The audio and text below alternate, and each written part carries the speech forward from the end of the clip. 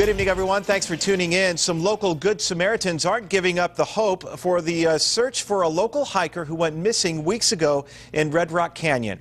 The January disappearance of veteran hiker Ron Kirk has motivated dozens of locals to join forces and form a volunteer search and rescue team. As News 3's Marissa Mike discovered, organizers hope they can become an asset to Las Vegas in future search and rescue efforts.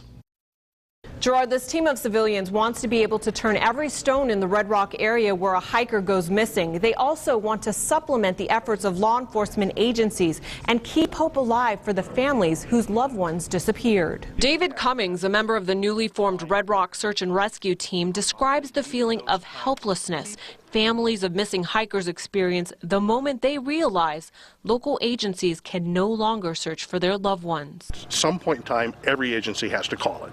They got to say, you know what, we've done all we can. And then you see a family sitting there going, well, what do I do? It's what happened to the family of veteran hiker Ron Kirk.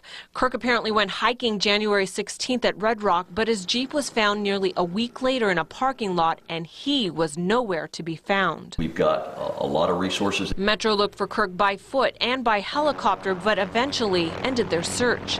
Dana Richardson explains if Metro can no longer search, the Red Rock search team can step up to help. Metro guys here in town are some of the best in the country, if not the world, at what they do.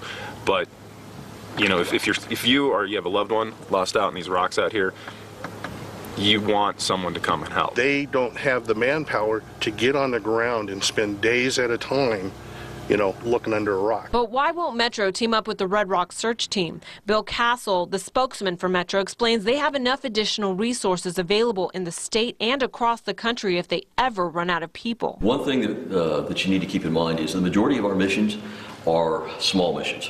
They can be prosecuted in from between 2 and 10 hours and very easily prosecuted by a minimum number of individuals. Even though they aren't working together now, the Red Rock Search and Rescue Team says they will be ready to help in any way they can. Good people are good people, and if they're willing to come out here, like I said, and get sweaty and cut up and try to help out a family and you know, provide some closure, provide some answers, or you know, provide a solution, you know, that's what it's all about.